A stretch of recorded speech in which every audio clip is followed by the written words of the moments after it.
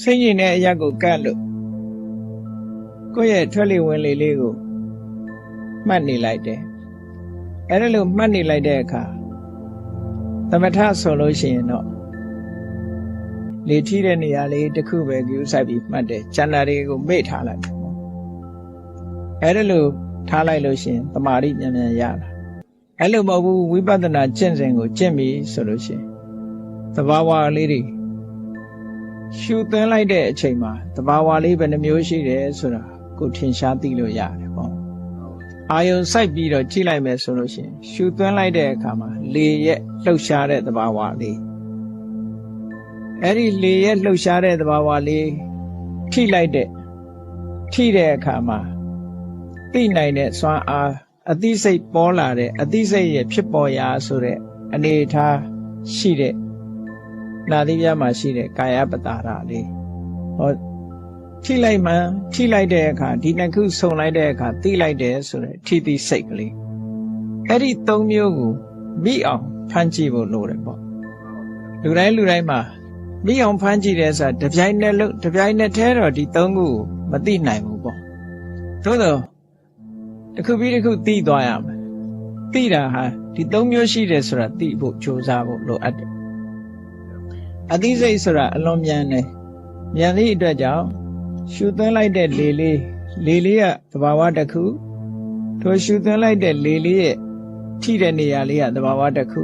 ထိလိုက်လို့သိမှန်းသိတဲ့ပေါ်လာတဲ့စိတ်လေးကသဘာဝတစ်ခုလို့ဒီသဘာဝသုံးခုလောက်ကြည့်လိုက်တာနဲ့တပြိုင်တည်းလေလေးကလည်းပဲသူထိတယ်ဆိုတာမသိဘူးသူလှုပ်ရှားနေတယ်ဆိုတာမသိဘူးနာသီးပြားကလည်းလေလေးကငါ့ကိုလာထိတယ်ဆိုတာမသိဘူးသိတာကသိတဲ့ကာယဝိညာဉ်စိတ်ကလေးကသိတယ်လို့အဲ့ဒီမှာမသိတဲ့သဘောတရားနှစ်ခုကရုပ်တရားသိတဲ့သဘောတရားတစ်ခုကနံတရားလို့ဟောရုပ်နဲ့နံနဲ့ဒီလိုကွဲပြားသွားနိုင်တယ်ပေါ့အဲ့ဒါအာနာပါနသိတယ်လို့ပဲကိုထိုင်းနေတဲ့အခါကျတော့ထိုင်းနေတဲ့နေရာနဲ့ကိုယ်ခန္ဓာကိုယ်နဲ့ထိနေတဲ့နေရာကိုလည်းအာရုံပြုကြည့်လိုက်အောက်ကထိုင်းနေတဲ့အရာရဲ့ပူရင်ပူတယ်နှွေးရင်နှွေးတယ်အေးရင်အေးတယ်မာရင်မာတယ်ပြောရင်ပြောတယ်ဆိုတာမျိုးဖြစ်ရှားလာတယ်အဲ့တော့မာတယ်ပြောတယ်ဆိုတဲ့သဘောဟာပထဝီဓာတ်ရဲ့သဘောပဲပူတယ်အေးတယ်ဆိုတဲ့သဘောကိုစဉ်းစားလို့ရှိရင်တေဇောရဲ့သဘောအဲ့ဒီမတူညီတဲ့သဘာဝလေးကိုသိတယ်အဲ့ဒီမတူညီတဲ့သဘာဝလေးကိုလက်ခံနိုင်တဲ့နေရာကတစ်ခုပူတာကိုပူမှန်းသိလိုက်တယ်အေးတာကိုအေးမှန်းသိလိုက်တယ်မာတာကိုမာမှန်းသိတယ်ပြောတာကိုပြောမှန်းသိလိုက်တယ်ဆိုတဲ့အသိလေးကတစ်ခုဆိုသူလည်းပဲသုံးခုသွားတာပဲအဲ့ဒါလို့ထွက်လေဝင်လေတယ်မဟုတ်ဘူးမျက်စိကမြင်တော့လဲအဲ့ဒါလိုပဲသုံးမျိုးပဲနားကကြားတော့လဲသုံးမျိုးပဲနှာခေါင်းကအနံ့ရတာလဲသုံးမျိုးပဲတခြားအာယုံစိုက်ပြီးတော့ကြည့်မယ်ဆိုရင်ဒါတွေက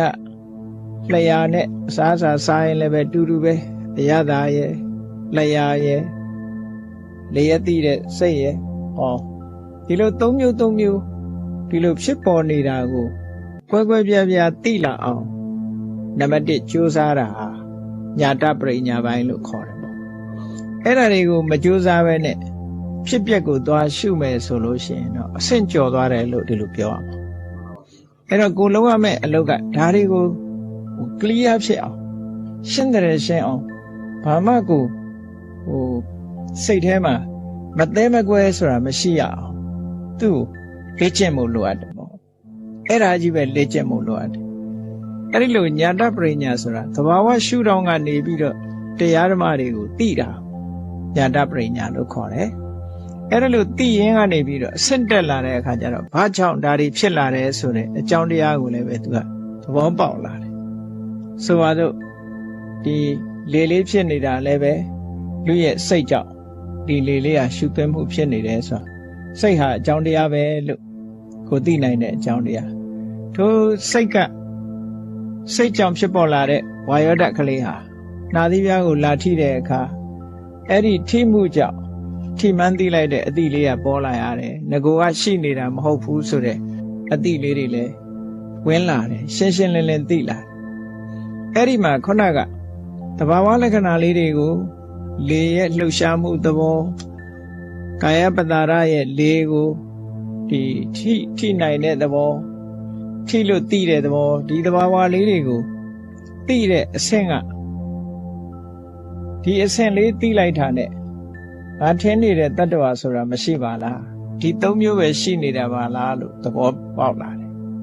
အဲ့တော့ဒီယုံနဲ့နံဒီနှမျိုးတွေပဲရှိနေတယ်လို့သဘောပေါက်ပြီးတော့တတ္တဝါရှိတယ်ဆိုတဲ့အထင်ကြီးဟာပျောက်လာအဲ့ဒါလို့ပျောက်လာပြီးတဲ့အခါမှာဆိုင်ရာအကြောင်းကြောင့်ဒါတွေကလည်းပဲဖြစ်နေတယ်ဆိုတဲ့အကြောင်းတရားကိုပါသိရှိနားလည်လာတယ်အဲ့ဒီသိရှိနားလည်လာတာကိုဒါပစ္စယပရိက္ခညာခုနကနာမရူပပရိစ္ဆေဒညာလို့စာလို့ပြောတဲ့အခါအဲ့လိုပြောတာအဲ့တော့ဒုတိယရဲ့တဏ္ဍာမှာယုံနဲ့နံနှမျိုးပဲရှိတယ်လို့တတ္တဝါဆိုတဲ့အတွေးတွေဟာလုံးဝပျောက်သွားပြီလို့ဆိုလိုက်တာနဲ့တပြိုင်နက်နာမရူပပရိစ္ဆေဒညာသင်္ခါရတရားတွေကိုပိုင်ပိုင်နိုင်နိုင်သိတဲ့ပစ္စယပရိက္ခသင်္ခါရပရိစ္ဆေဒညာဆိုတာဘုဒ္ဓနာမှာဖြစ်လာအကြောင်းတရားတွေကိုပါသိလိုက်တာနဲ့တပြိုင်နက်အကြောင်းပဲဖြစ်တာမဟုတ်ဘူးအကြောင်းကြောင့်ဖြစ်တယ်လို့သိလိုက်တာနဲ့တပြိုင်နက်တန်တရားတွေလည်းကင်းသွားတယ်